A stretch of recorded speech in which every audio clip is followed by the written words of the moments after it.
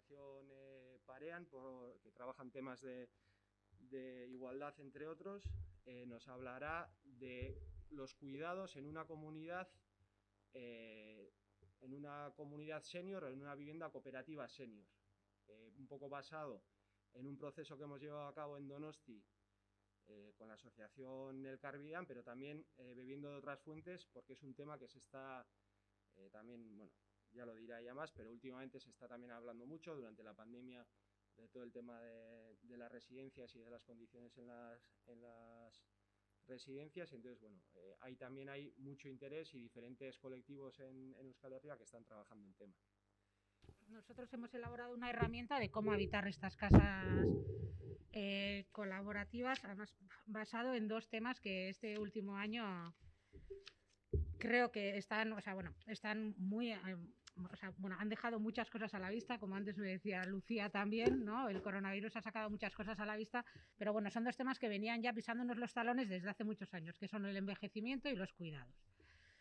Entonces, gracias a la iniciativa o un poco a la reflexión de las comunidades de personas mayores que están impulsando todos estos procesos de cohousing, nosotras hemos tenido la oportunidad de sentarnos, en este caso, con las compañeras del Elkarbidean y intentar elaborar un documento que se va a ir ampliando, que se va a ir modificando, depende de las necesidades, pero bueno, que hemos pretendido que siente como unas bases a la hora de cómo gestionar esos cuidados dentro de un espacio, de una vivienda colaborativa para personas mayores.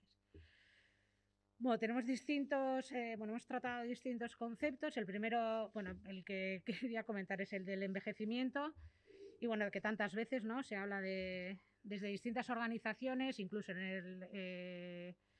nosotras enmarcábamos esto en este proyecto que podía enmarcarse en el envejecimiento activo del plan del gobierno, estrategia de envejecimiento activo del gobierno vasco.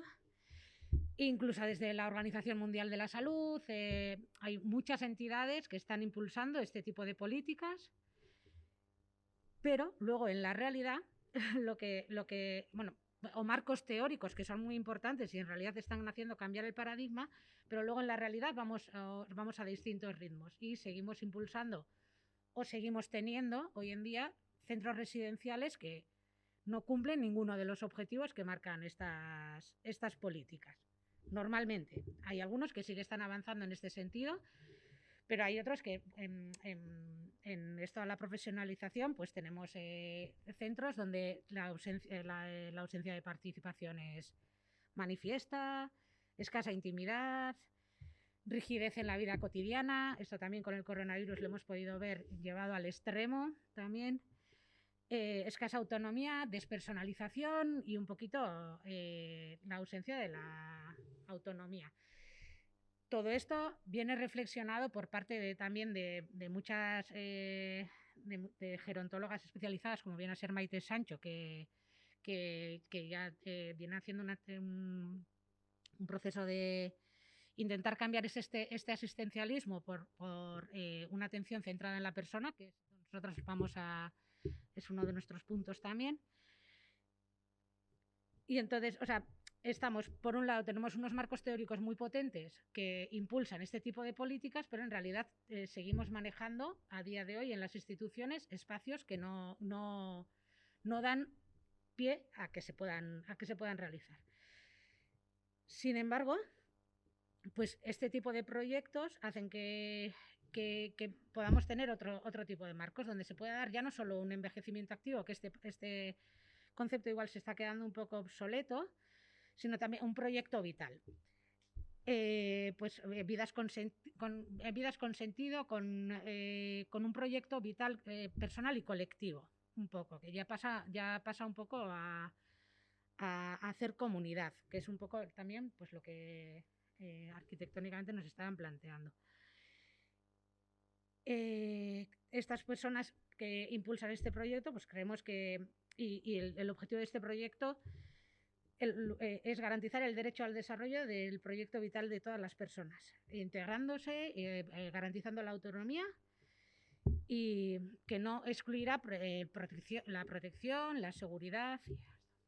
Enmarañar todo esto es complicado, porque al final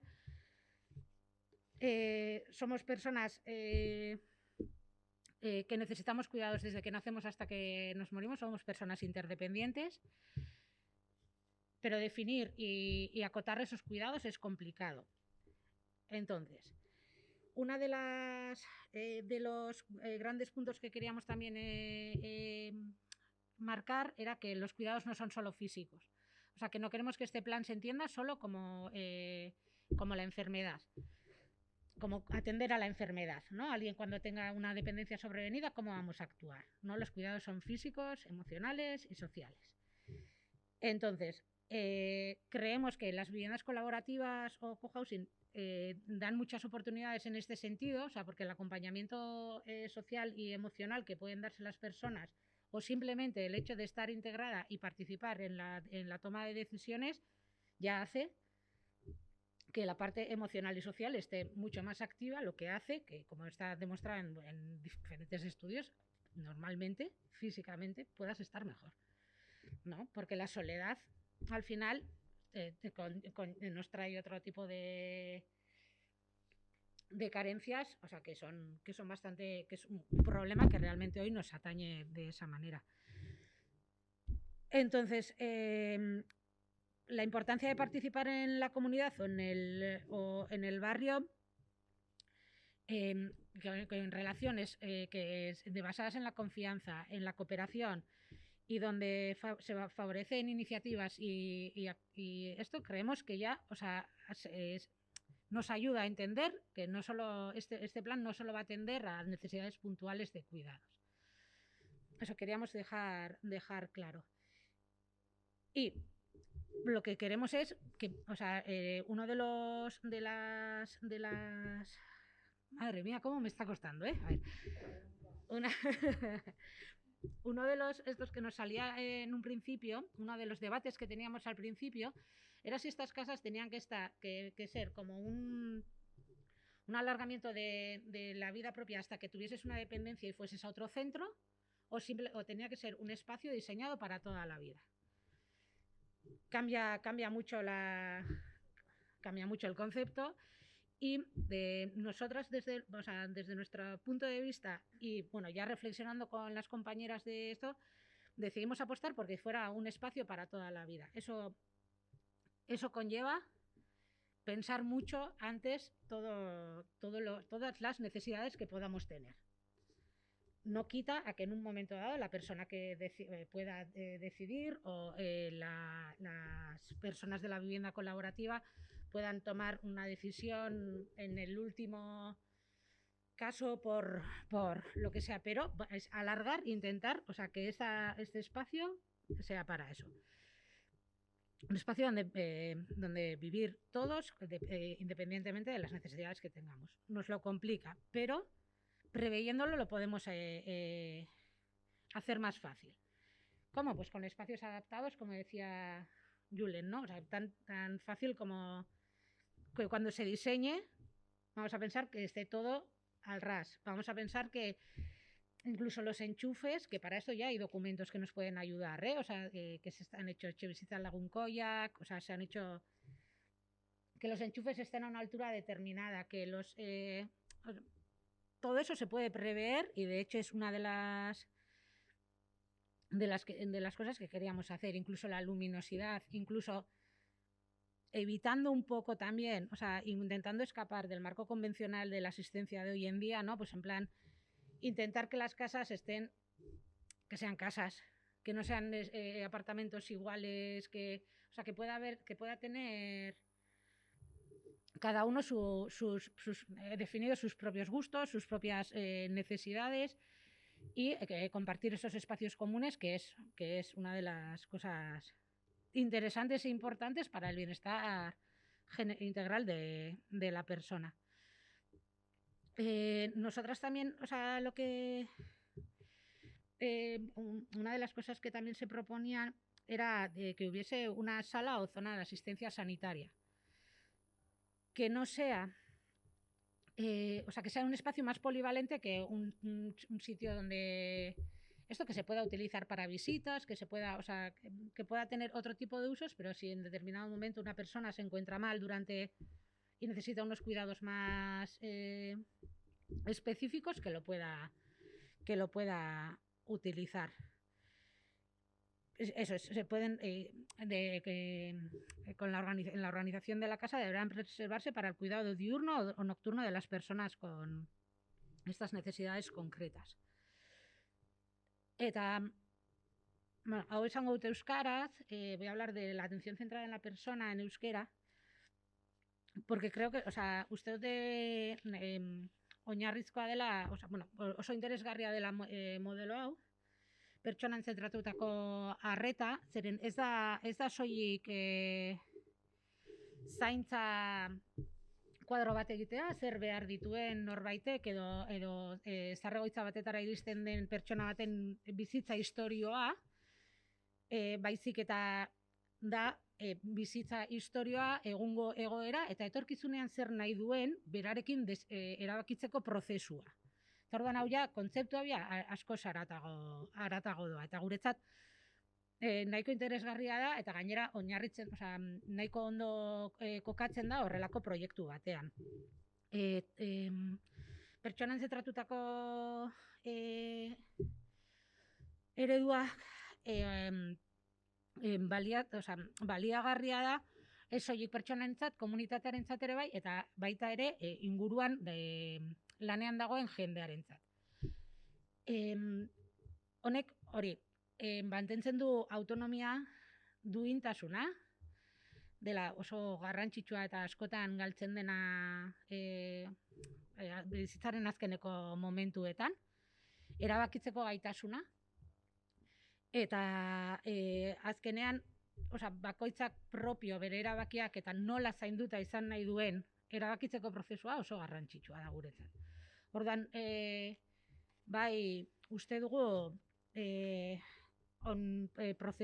prozesu hau edo eredu hau kontutan izatea, naiz eta batzutan iruditu lan handiagoa dela, zeren ebaluaketa konstantea egon behar du, ez da... azkenean, badirudi lan handiagoa dela, baina gero orokorrean implikazioa langileen partetik eta pertsonaren partetik asko errazagoa da, eramaten da beste modu batean, Orduan, guretzat garrantzitsua da hori, eta honetan oinarrituta gero aipatuko dugu berriz ere, baina bai iruditzen zaigu norbait kontratatu edo kontratatu behar den orduan,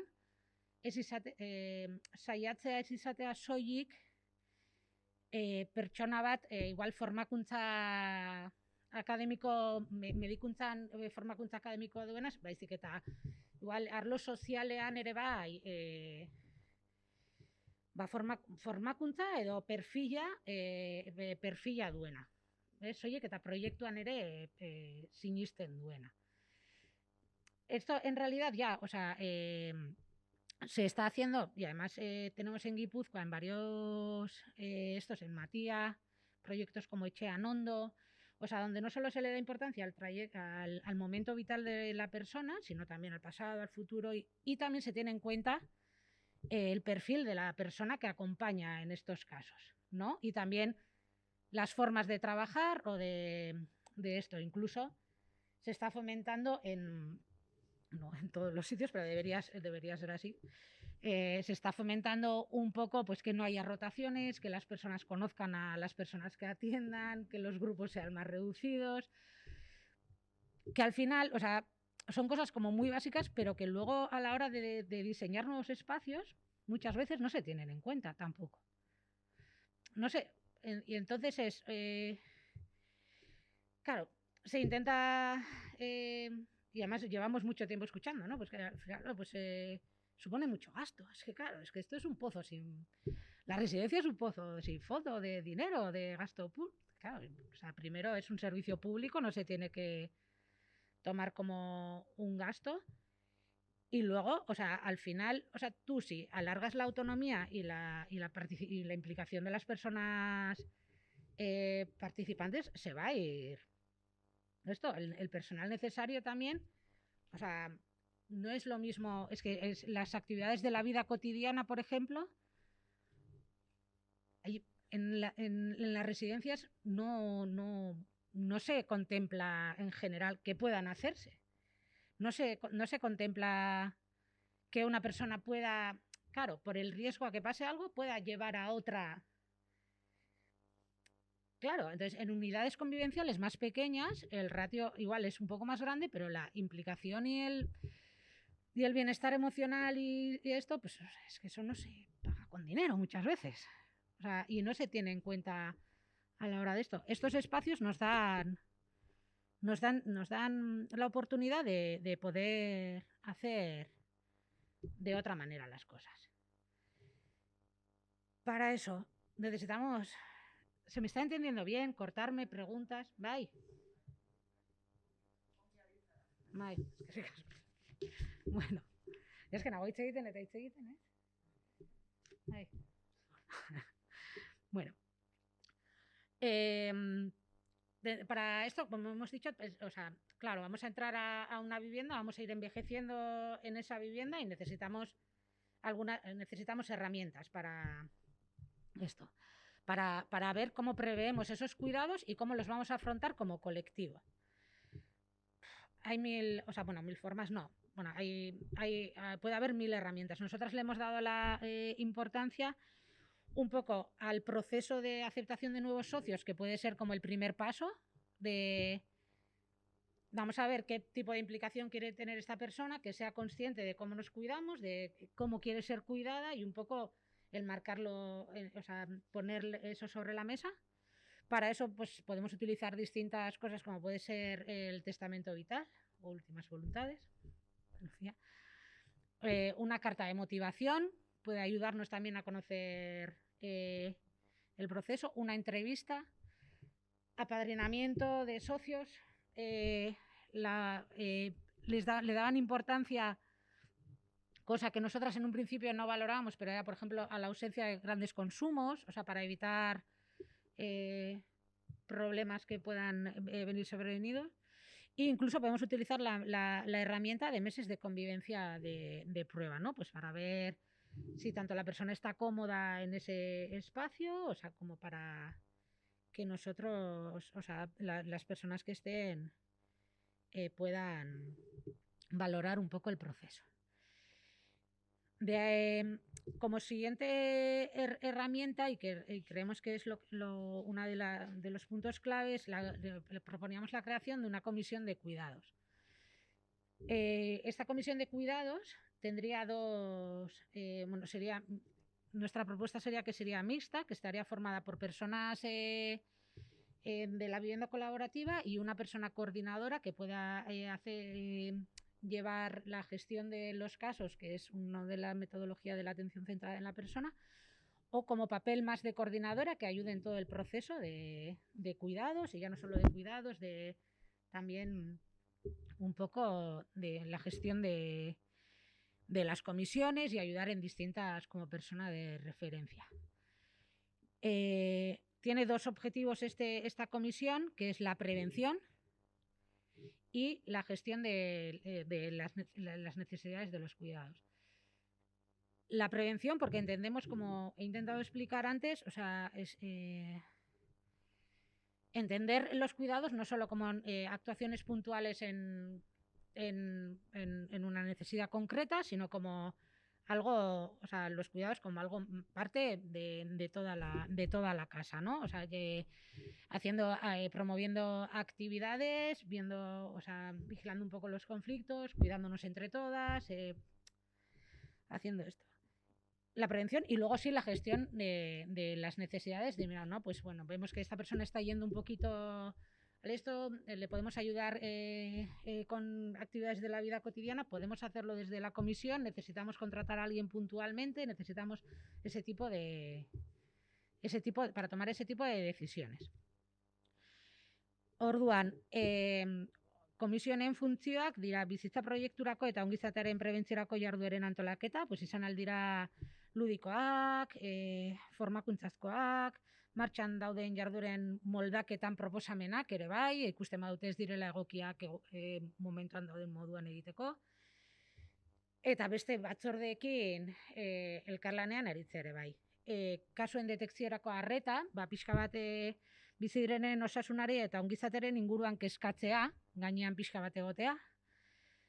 Pertsonatek deigarria izan daiteken beharren bat azaltzen badu, hori laguntza eskaintzea, bideak luzatzea. Eta beharra duten kasuetan asistentzia ez profesionala, baina bai, pixka bat laguntzea prozesu horretan, ez? Pertsonak eskatzen duen bitartean. Eta gero kasuen jarraipena egitea, ere bai. Laguntza ematen zaion kideen jarraipena arduratzea. Aquí, con la ayuda de la persona coordinadora, se podrían hacer todo este tipo de cosas, pero generaba un poco de debate y creemos que es siempre existe la opción mixta de no tener coordinador y que asumir todos estos, de hacer una contratación externa de esto, que luego voy a explicar, pero el papel del coordinador es de valorar, planificar, gestión, coordinación, monitoreo y evaluación. En plan, hacer todo esto promoviendo la comunicación tanto entre las ayudas externas que pueden venir entre los miembros mismos de la casa o de las comisiones. Y estos son un poco las dos figuras más importantes. Pero aparte de este funcionamiento, seguramente vamos a necesitar otro tipo de ayudas. Entonces, dentro de esto sí que le dábamos importancia a utilizar los recursos públicos existentes. Familia inguruango zaintzarako prestaketa ekonomikoa, teleasistentzia, laguntza produktuak eta oztapoak ezabatzeko diru laguntzak, incluso AFAGI, intentar utilizar todos los recursos públicos existentes, para esto, incluso en trabajo en coordinación, y también fomentar la colaboración con asociaciones que trabajan en este ámbito, que pueden ser AFAGI, Nagusilan, que promocionen o que ayuden en este tipo de procesos. En cuanto a las contrataciones externas, que se pueden dar en algún caso de dependencia sobrevenida porque no nos cubre lo que puede ser estas ayudas públicas, nosotras creemos que es importante poner en valor las características de las empresas en las que se contratan, intentar que esas empresas cuiden a los cuidadores, que vayan un poco con a la hora de esa contratación, que siga un poco la filosofía del proyecto, que es un proyecto de vivienda colaborativa en forma de cooperativa, o además que intenta promocionar unos valores concretos, pues a la hora de la contratación también tener eso en cuenta, y que pues si puede ser adscrito a la economía social, pues mejor. Si hacen formaciones las trabajadoras en cuanto a cuidados, mejor. Y un poquito remarcar esa cosa. Uno de los temas que a nosotros no nos ha dado mucho tiempo a trabajar, pero que a los compañeros de SOS3 Civic en Barcelona sí, y creemos que es interesante, es el tema de cómo financiamos esto. Claro, porque es diferente estar en una casa colaborativa donde no se necesitan cuidados externos a una casa donde pues igual puede haber en algún caso de necesidades de cuidados de casi 24 horas. Entonces, ellos tienen tres criterios que nos parecía interesante traer aquí encima de la mesa, que es el criterio de proporcionalidad, pues aportaciones de diferentes socios según su situación personal, o los costes fijos, o sea, por ejemplo, eso es, la superficie de la vivienda, la situación económica o capacidad de ahorro, ¿no? Se puede hacer de esta manera, o sea, un poco esto. Se puede utilizar un criterio de solidaridad también, que es aportaciones igualitarias para todos los integrantes, o sea, dentro de la cuota de lo que pueden suponer otro tipo de gastos de la comunidad, añadimos o la combinación de ambos, ¿no? Ponemos una base todos, pero según el grado de dependencia que tenga cada persona, las necesidades que tenga, pues va añadiendo.